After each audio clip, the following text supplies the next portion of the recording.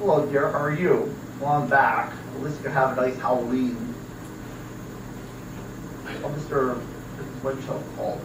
I went to an interview of Ghost of the Haunted House at 742 and 13 Creepy Bog Road. Get me camera on my computer. I'm off.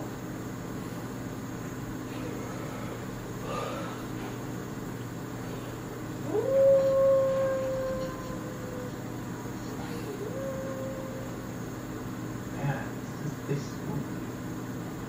Ah! Hello, are you the ghost doctor? I'm a reporter for the Daily Breeze.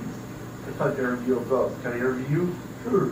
I got kind of into the Easter egg factory. So instead of going on Halloween, I go on Easter.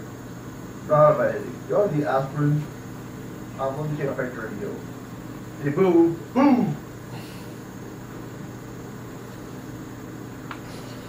That's the office.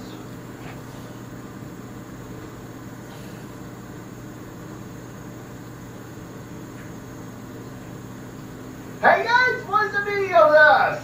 What? What, you idiot? No picture! You're fired!